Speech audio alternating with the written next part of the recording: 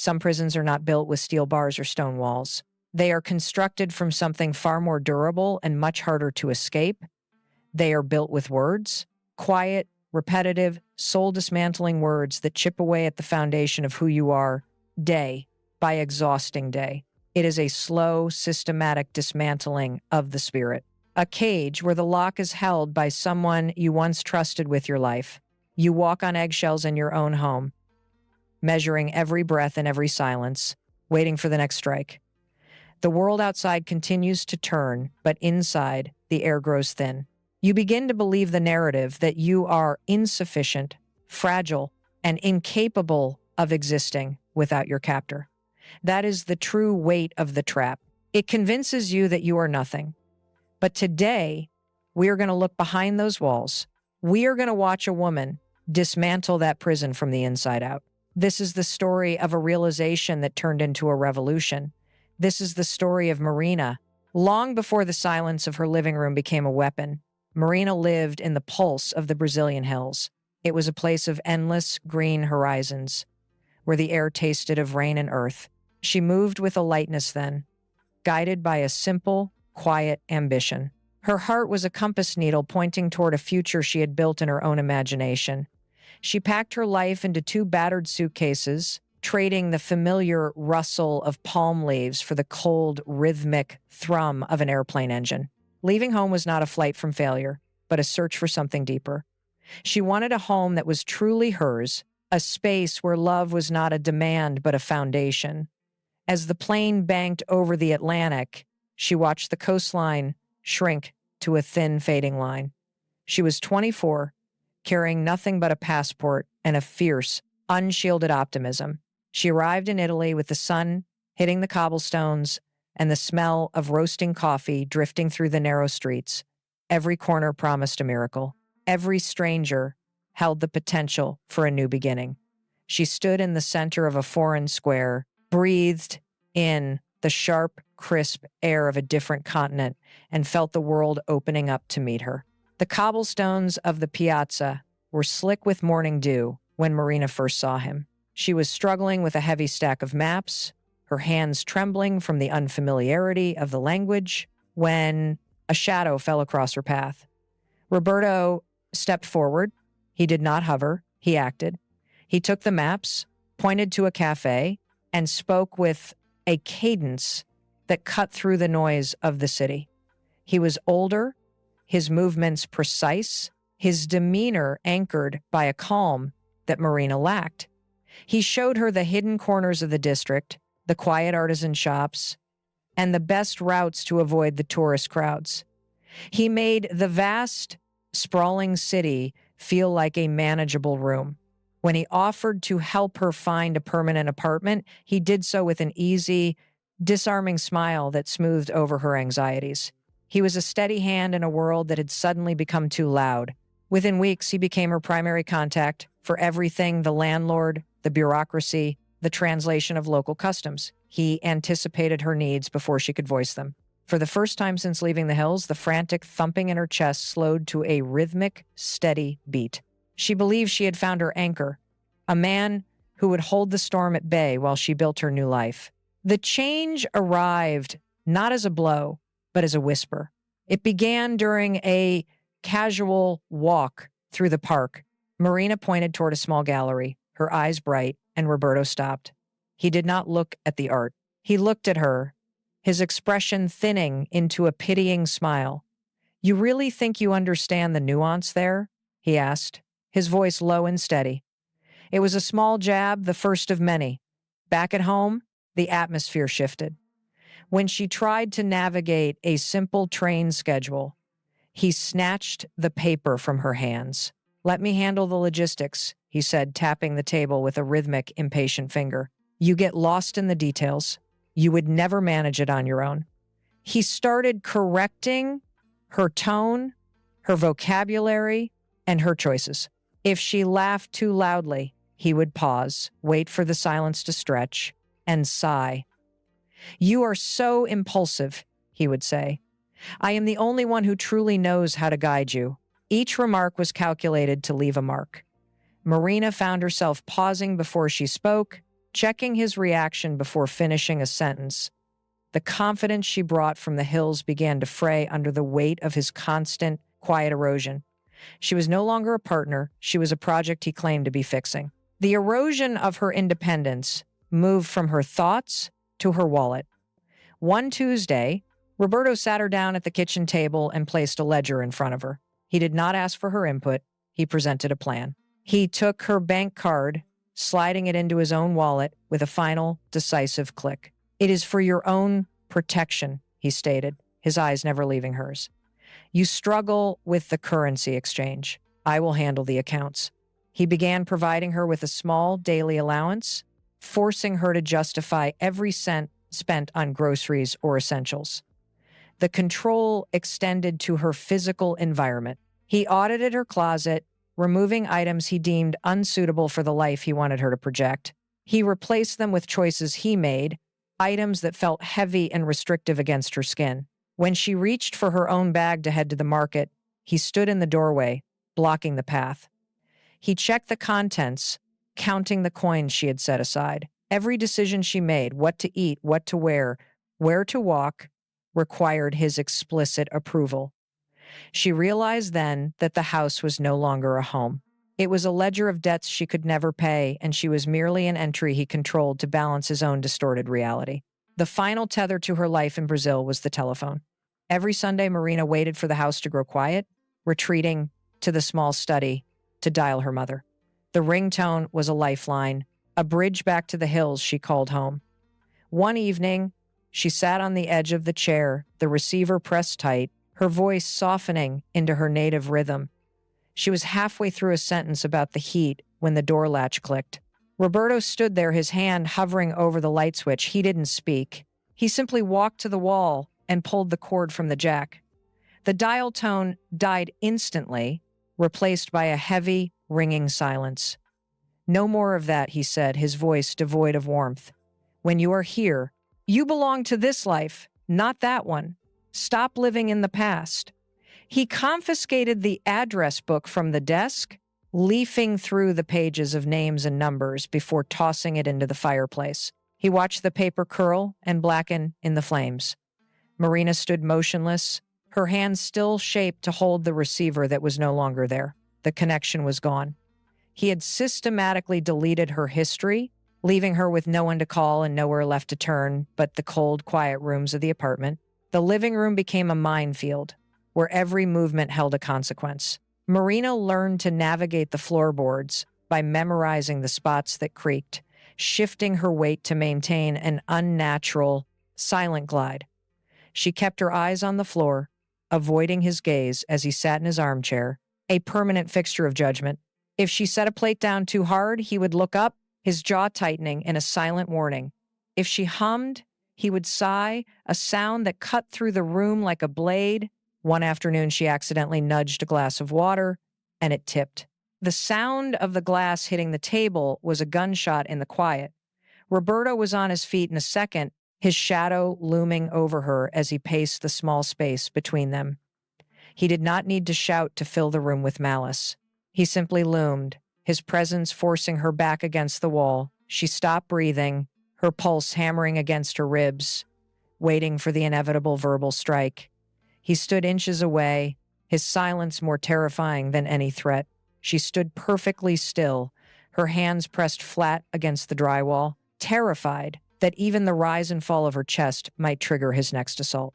The insults no longer needed to be spoken to leave a mark. They had become the internal rhythm of her days. When she reached for a book, she hesitated, wondering if he would call it a waste of time. When she cooked, she tasted the food 3 times, convinced it was bland because he said her palate was unrefined. She stood before the hallway mirror and touched her cheek, but she did not see a person. She saw a collection of his critiques. She looked for her own reflection and found only his expectations. One morning, she tried to write a note to herself, but her pen hovered above the paper until the ink bled into a dark, shapeless blot. She could not remember what she had intended to say. She put the pen down and folded her hands, waiting for him to return so she could ask him what to do next. The house felt too large for someone who felt so small. She moved from room to room, cleaning surfaces that were already spotless, seeking a purpose she had long ago surrendered. She was a guest in her own life, a ghost haunting the corridors of a home where her own voice had been silenced into total obedient oblivion. The evening of the dinner party arrived with an unnatural sharpness. Roberto insisted on perfection, turning the kitchen into a staging ground for his own ego. He watched Marina from the doorway, his eyes tracing every movement she made as she set the table. He forced her to realign the silverware 3 times, his finger pointing at a plate that was already perfectly centered. She moved with a mechanical precision, her mind dulled by the repetitive demands. He checked the wine glasses, tilting them against the light to find smudges that did not exist. When she finally finished, she stood back, her hands trembling slightly, but he did not offer a nod of approval. Instead, he straightened his own collar and paced the floor, rehearsing the rhythm of his own voice. The doorbell rang, a sharp, sudden sound that cut through the tension. Guests filed in, filling the living room with the sound of laughter and clinking glasses. Roberto greeted them with a wide, effortless smile, his arms sliding around Marina in a grip that felt like a shackle. She stood beside him, a decorative fixture in his carefully curated display. The air in the room grew heavy as he began to steer the conversation, his eyes darting toward her every time he prepared to speak. The laughter at the table died down as Roberto stood, his wine glass catching the overhead light.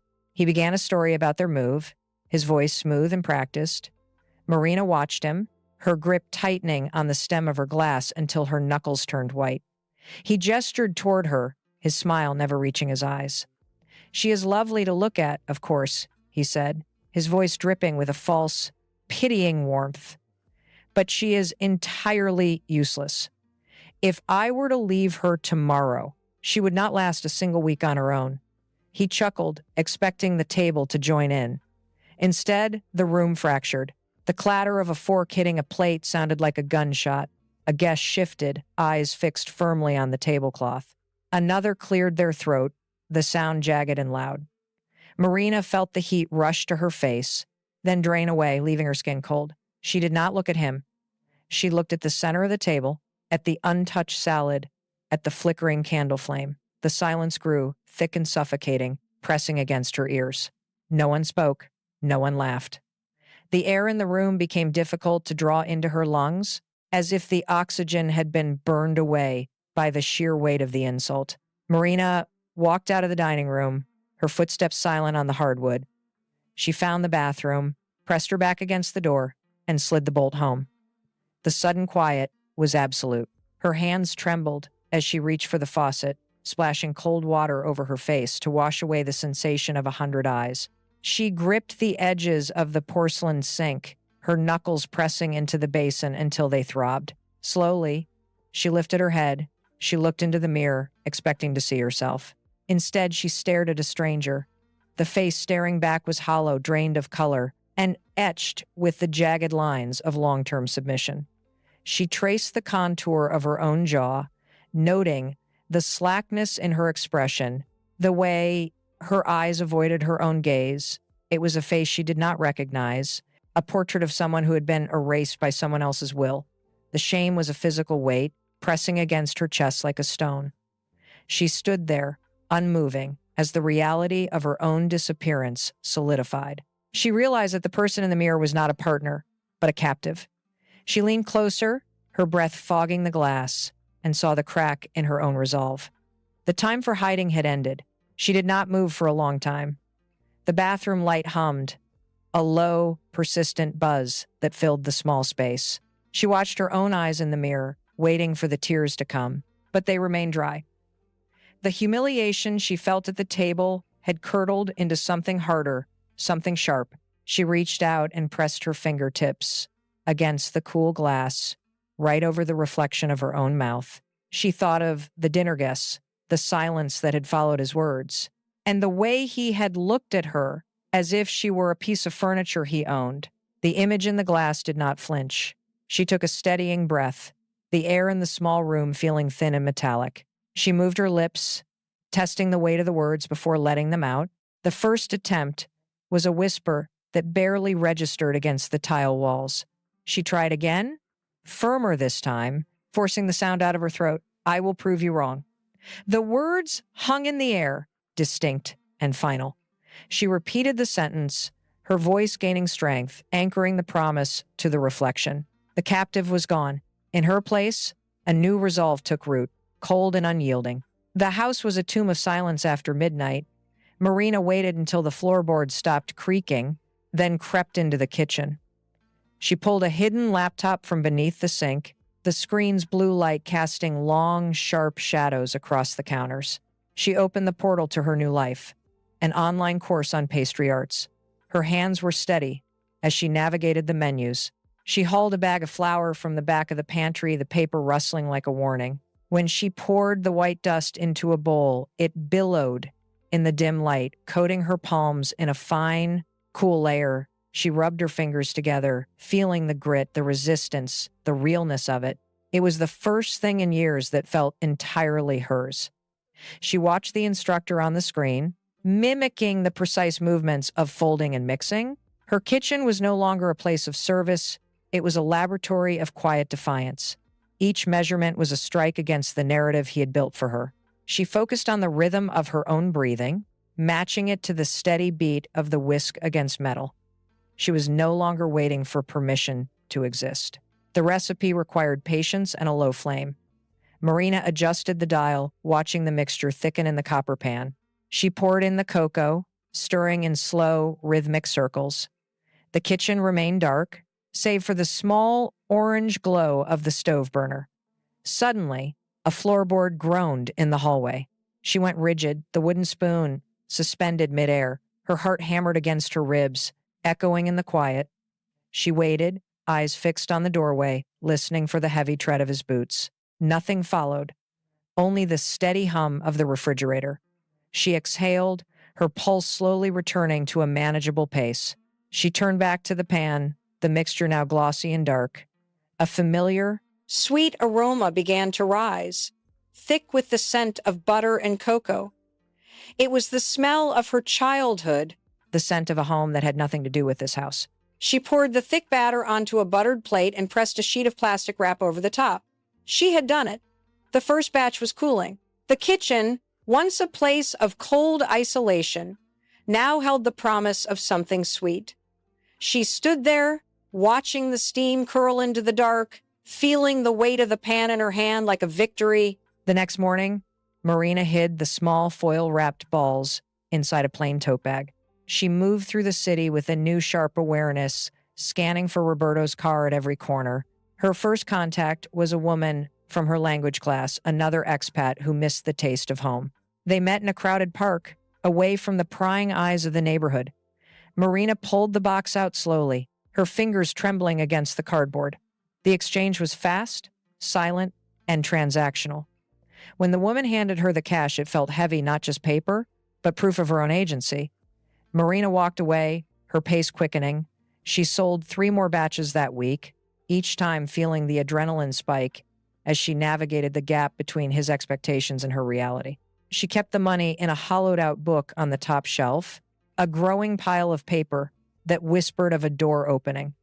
Every coin was a rejection of the life he had defined for her. She wasn't just baking sweets. She was minting her own exit strategy. The risk was constant, but for the first time, she wasn't just surviving the day. She was planning the next one. The phone rang while she was scrubbing flour from the counter. It was a local cafe owner who had sampled her brigadeiros through a friend. He did not ask for a dozen. He asked for 500. The number hung in the air, cold and demanding. Marina gripped the edge of the counter, her knuckles turning white. This was no longer a secret hobby. It was a business. And the scale of it hit her like a physical blow. She looked at the kitchen, seeing not just a room, but a factory. If she said yes, the pace would accelerate beyond anything she had dared to imagine. She looked at the door, listening for the familiar sound of his key in the lock. The fear was still there, sharp and familiar, but it was being pushed aside by the sheer adrenaline of the opportunity. She took a breath, steadied her voice, and gave him an answer. She told him the order would be ready by Friday. As she hung up, the silence of the room felt different. It was no longer the silence of a prisoner, but the quiet focus of a professional planning a strategy. She had 500 sweets to make and a new life to build, one batch at a time. The kitchen became a laboratory of motion. Marina moved with a precision she had never possessed before, her hands working the dough with tireless rhythm. As the volume of her work increased, the old lethargy began to evaporate. She started waking before the sun, not to hide, but to prepare. She stopped reaching for the muted, dull colors she had worn for years to blend into the furniture. Instead, she pulled out items that felt sharp and intentional. She stood before the mirror, taking time to notice the way her posture had straightened, the way her eyes held a steady, focused light that had been missing for years. She was no longer moving through the house like a ghost. She was present. She was solid.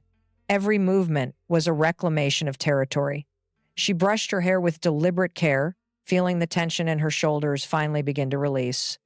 She was breathing deeper, filling her lungs with the scent of cocoa and the crisp, cold air of the early morning. When she caught her reflection, she didn't see the woman who walked on eggshells anymore. She saw someone who was building an empire out of sugar and grit. The change was physical, undeniable, and entirely her own. The heavy front door clicked shut, and the sound of footsteps echoed into the kitchen. Roberto stopped in the doorway, his eyes scanning the counter covered in cooling racks and boxes. He did not see a business. He saw a mess. He stepped forward, his hand hovering over a tray of finished sweets, his expression twisting into a familiar, jagged sneer. "Still playing house with these little trinkets?" he asked, his voice dripping with practiced mockery. He laughed, a short, sharp sound that hit the air like a blade. "You really think this desperate scramble for pennies will sustain you? It is pathetic, Marina. You are wasting your time." He reached out as if to knock a tray aside, but Marina moved before he could make contact. She stepped firmly into his path, her hands still coated in a dusting of flour. Her gaze locked onto his with an intensity that forced him to pause. She did not flinch, and she did not retreat. She stood between him and her work, her body rigid and ready. The air in the room thickened, vibrating with the sudden shift in power. For the first time, the mockery in his eyes faltered, replaced by a flicker of confusion as he realized the woman in front of him was no longer shrinking away. The silence that followed his departure was heavy, but it was not the silence of defeat. Marina moved with quiet, calculated speed. She reached under the loose floorboard in the pantry, pulling out the small, leather-bound notebook that tracked every order, every sale, and every growing profit margin. Her fingers trembled slightly, not from fear, but from the adrenaline of the risk. She heard Roberto moving in the living room, the rhythmic tapping of his foot against the floor. She shoved the notebook back into its hollow, sliding the floorboard into place with a muffled thud. She wiped a smudge of flour from her cheek, smoothed her apron, and inhaled slowly. The money from the latest restaurant contract was tucked deep inside a hollowed-out book on the shelf. It was a fortune compared to the life he had forced her to lead. Every time he walked by that shelf, her heart hammered against her ribs, but she kept her face blank, her shoulders relaxed. She walked out to the kitchen, humming a low, steady tune, playing the role of the submissive wife while her mind raced with plans for a shop of her own. The danger was constant, but the foundation of her independence was already laid, hidden in plain sight, waiting for the moment she could finally break free. Roberto did not leave the room this time. He paced the small kitchen, his frame blocking the light from the window. He moved with a predatory sluggishness, stopping directly behind Marina as she reached for a mixing bowl. He leaned in, his breath hitting her neck, forcing her to press her hips against the cold marble of the counter. The smell of his cologne was sharp, suffocating, designed to fill the space and erase any sense of her own. He placed both palms on the counter, pinning her between his arms, and peered down at the ingredients laid out like a battlefield.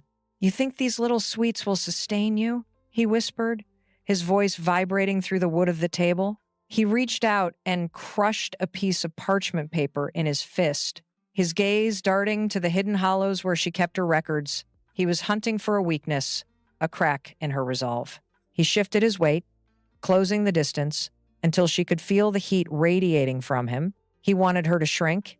He wanted her to apologize for the ambition that had taken root in her. He stood there, a wall of resentment waiting for her to break under the pressure of his sneering scrutiny. Marina felt the cold marble bite into her back, but she did not retreat. Every instinct screamed at her to look down, to yield, to offer the apology he demanded. She focused on the steady, rhythmic hum of the refrigerator in the corner. She took a breath, deep and slow, drawing the air into her chest until her lungs felt full. Then she shifted. She turned her head, slowly, deliberately, and met his eyes. She did not blink. She did not tremble. The space between them felt charged, a physical barrier of his own making that she was now dismantling with a single steady look. His eyes darted to hers, searching for the usual flicker of doubt, the reflexive shame he had cultivated for years. He found nothing but a calm, terrifying clarity. She held his gaze like a blade, forcing him to witness the person he had failed to erase. The air in the kitchen seemed to thin. He shifted his weight, his grip on the counter loosening as the weight of her presence pushed back against his own. She remained perfectly still, her chin slightly lifted, refusing to let him see her as anything less than an equal. The power dynamic shifted, a silent collapse of his authority, leaving him exposed in the very trap he had built for her. The silence stretched, heavy and thick, until it became unbearable for him. Marina watched his pupils contract, his jaw tightening as he struggled to process the absence of her usual fear. She did not raise her voice, but the words carried a weight that filled every corner of the kitchen. "These sweets," she began, her tone measured and sharp, "are not just sugar and flour." She stepped forward, forcing him to retract his hands from the counter. "They are the pieces of the courage you tried to steal from me for years." She watched the color drain from his face, his lips parting in a failed attempt to reclaim his dominance. He looked smaller now, his posture slumping, as the reality of her transformation hit him. She did not offer him the satisfaction of a shout or a tear. She simply stood her ground, her hands steady at her sides, watching him realize that his words no longer had the power to bind her. He looked at the workstation, then back at her, his eyes darting as if searching for a thread to pull to restore his control. There was nothing left to grab. The kitchen, once his cage, was now merely a room where she had finished her work. Marina walked past him without a backward glance. Her footsteps echoed on the hardwood, a steady, rhythmic sound that marked the end of her confinement. She entered the bedroom, she opened the drawer, took only the necessities, and packed them into a single bag. The zipper pull made a sharp, metallic sound that cut through the stifling quiet of the house. She did not check the mirror. She did not look for his reaction.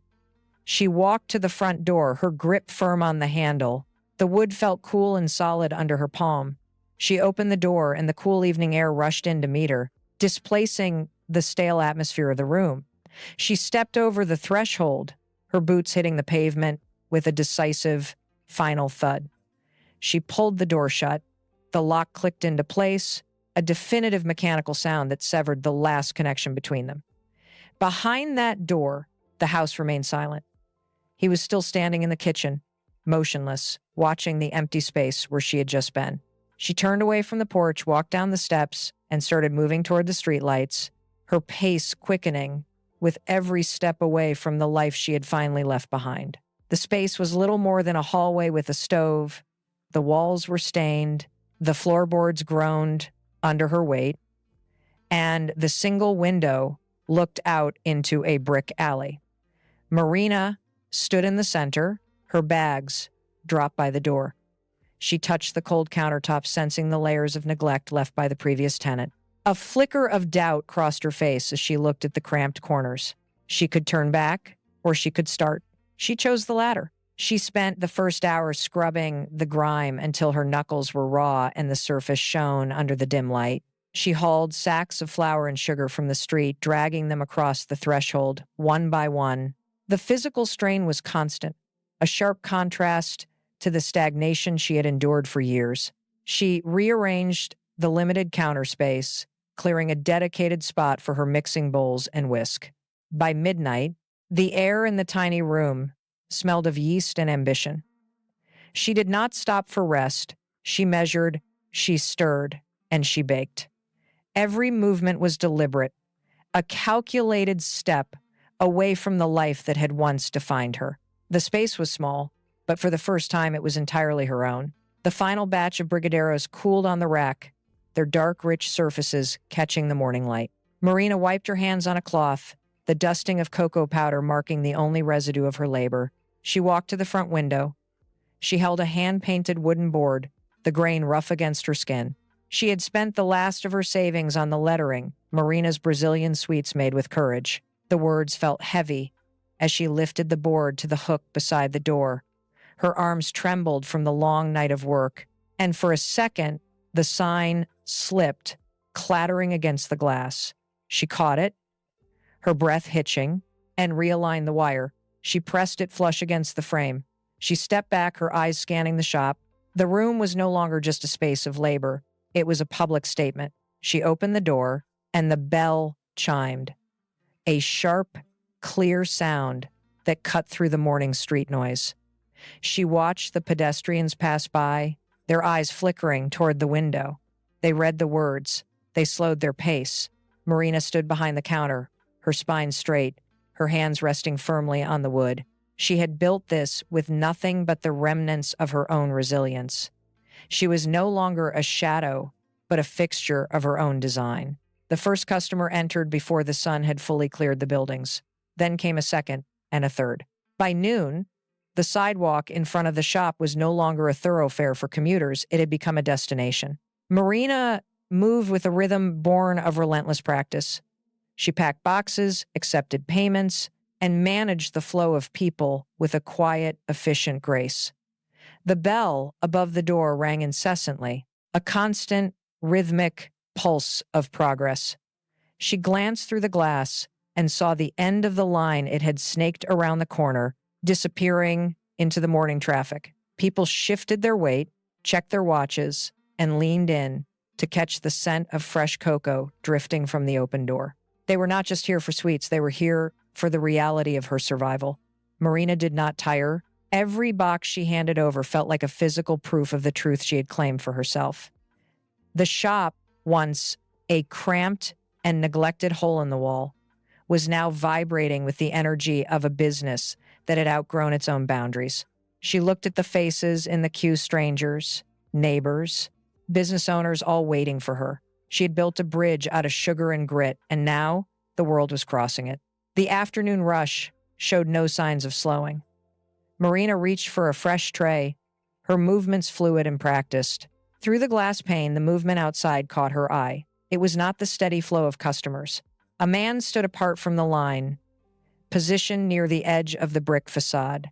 He did not step forward to join the queue. He remained in the shade of a nearby awning, his hands buried deep in his pockets.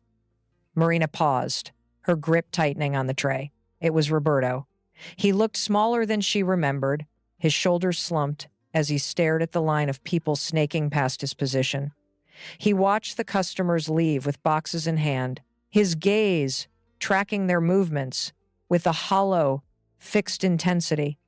His face, once etched with the sharp lines of a man who commanded every room, now seemed pale and drawn in the harsh daylight. He took a tentative step toward the door, then stopped, his heel scraping against the concrete.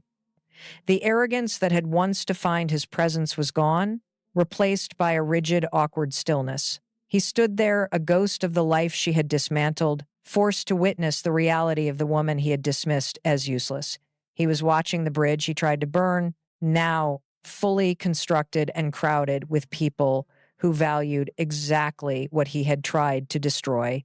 The chime above the door signaled his entrance. The air inside the shop was warm, heavy with the scent of sugar and cocoa, a stark contrast to the stagnant cold he carried in with him. Roberto hesitated at the threshold, his gaze darting between the bustling counter and the rows of filled displays. He approached the register, his movements hesitant and uncoordinated. He stopped, his face pale against the backdrop of the vibrant shop. He muttered, his voice barely audible over the hum of the cooling fans, "I never thought you could do it." Marina did not look up. She finished weighing a batch of ingredients, her hands steady, her focus entirely on her craft. She tapped the scale, wiped the counter, and only then shifted her gaze to meet his. There was no anger in her eyes, only a quiet, detached clarity. She looked at him not as a judge but as a relic. "I almost believed you," she said, her voice even and firm. "But I am so glad I chose myself instead." She turned back to her work. The conversation effectively ended. Roberto lingered for a heartbeat, his mouth opening as if to offer a rebuttal, but the reality of the space, the productivity, the autonomy, the life she had forged silenced him. He turned and walked out, leaving the door to swing shut behind him, closing the final gap between who she was and who she had become. If you are currently being told that you are not enough, stop and listen. The person who belittles your efforts is not identifying your limits. They are exposing their own. They are terrified of what you might become the moment you stop seeking their permission to exist. You are not fragile. You are not broken. You are simply waiting to bloom, held back only by the weight of voices that fear your growth. Look at the life you are living right now.